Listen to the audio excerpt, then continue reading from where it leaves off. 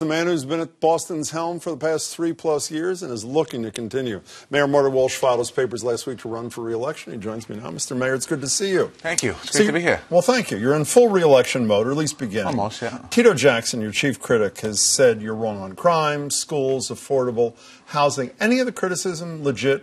Ring true? No, none. I'm sure there's more criticism that I'm wrong on too.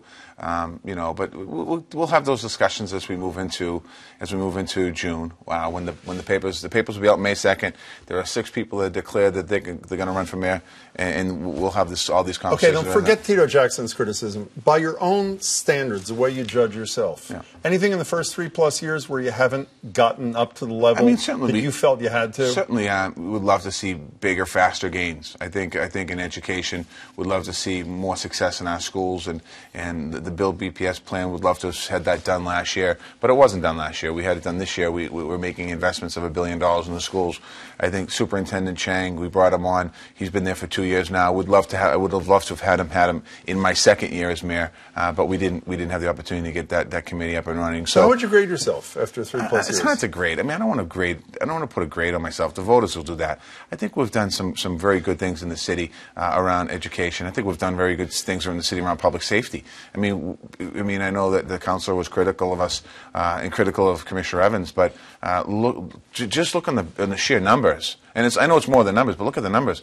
We are the safest city, mid-sized city in America, and per capita, we're one of the safest cities in America. But Tito Jackson is right on the clearance rate on non-fatal shootings. That was just pitifully low. But that was just brought up recently. I mean, that was that's right. David Bernstein works here. I've never heard of that before in my life. But it concerns you, does it not? It does concern me to some degree. But Bernstein also had an axe to grind with some of the police department. And let's be for full disclosure, he was not happy they didn't get back to him. Well, were the numbers legit or not? Whether he's got an axe to grind, who cares? Of course, the numbers are legit. But when you think about shootings in Boston, I mean, it goes back to having guns on the street that we can't trace back to anybody. So we have an issue with guns on the street that we've been working on for the last 3 years. Let me try one more set of criticism, that you've been too slow to involve the public in things like the Olympics, the IndyCar race, and even the Winthrop Square shadow issue. We had a little debate here last night. That's a fair criticism, is it not? I wouldn't.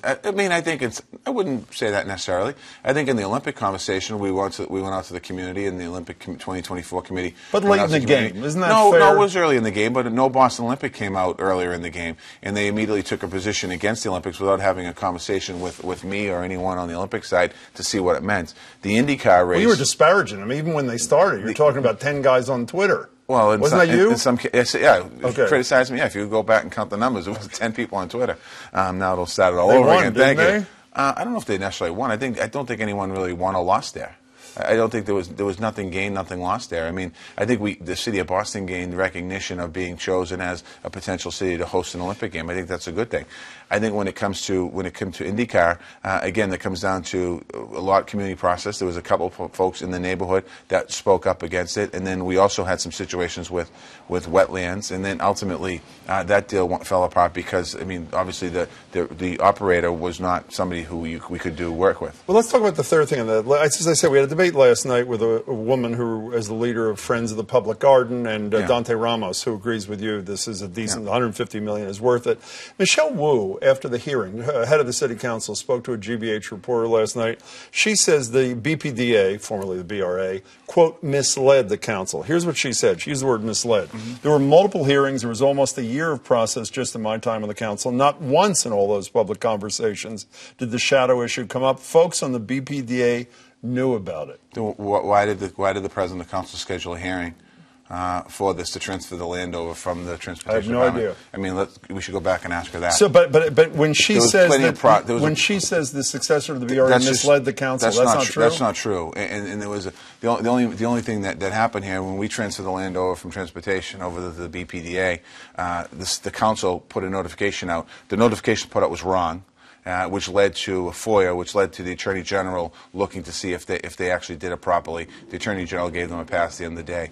This has been one of the most open, transparent issues in projects we've had. So you think Wu's got an axe to grind too? Well, I don't know if she has an axe to grind, but I think that when you look at this, this is worth $152 million for affordable housing, open space and parks in the city of Boston, and it's anywhere from $16 to $19 million in property tax. This is a deal like this we've never seen in the city. And on top of that, there's only one day. There's only one day that the shadow goes beyond 9:30 in the morning. There's 110 days it doesn't affect the public garden at all in the Boston Common, and there's another 110 days, I believe, that has a shadow of less than 20 minutes. You know, you a couple of weeks ago when you were on the radio, Boston Public Radio with Marty and me, I asked you about Michael Che's comments from SNL, and I have to about racism in the city. You were not defensive at all, nor, I think it's fair to say, were you during the horrible situation at Boston Latin. In December, you started this conversation about race. You said something, I think it was the Cutler Majestic, where you said you were upset because you didn't have a good answer to questions about racism. Yeah. So you announced this initiative. So in 30 seconds, what do you hope to achieve, and how do you hope to achieve it? Well, I mean, I think it's important that we're having the dialogue around the city. I mean, there's been a lot of conversations in the city of Boston over years about talking about race and racism, and I think what this is going to do is really allow us the opportunity to begin to heal, have conversations around systemic racism, institutional racism, which you acknowledge exists. Which exists, white privilege, things like that, and how do we deal with that stuff? Can we talk about two politicians briefly? Can you say one good thing about Donald Trump from his first 96 days? You know, his commitment to the recovery, to substance abuse and recovery and alcoholism, I think I'd give him some credit there. It's not in his budget. I know, but he talked about it at least. There's a lot of things not in his budget. That's it? Right now. Okay. I said one nice thing. A guy you work very closely with, the governor. The most popular governor in America. I'm sure you saw that Morning Consult poll. 75% gave him an approval, said, I approve. Would you have been part of the 75%? I probably would have. Yeah, I would have. I mean, I think on most things he's moved the state along in a good way. I mean, I have some concerns. What is he not? I have some concerns around the MBTA and privatization. I have some concerns there. We've had conversations about it. They were able to get to an agreement with the Common Union, and I commended them for that. And I hope they can get to an agreement with the machinists as well. There's a lot of people that work in that shop that are close to that have pension paid in and health care and families. And if you privatize it, they're out of work. You ever voted for a Republican in your whole life? No. Would you consider voting for Charlie Baker? Again, we'll see what happens. I'm running for election for me. But it's possible. I gave that to you. But it's possible. Well, you never know. I mean, you never know. You never know what's going to happen. So. Let's just I'm not ruling anything out yet. You're not ruling out I'm voting for Charlie. Focusing on. No, I know you're not, but you're not ruling out. The people of Boston are entitled to know this. You're not ruling out voting for Charlie Baker. Well, you don't know what the field is yet. We'll see what the field is. Right now, we have two Democrats. I'm going to be I'm a Democrat. I generally vote Democrat. I vote Democratic all the time. I've never voted Republican. But this could be a first. You never know. We'll see what happens. You never know. We'll see what happens in the field. Friday, an hour at the Boston Public Library. Correct. I'm looking forward to it. We're going to have some good conversations there. Thanks so much for your time, Marty Walsh, candidate for re-election.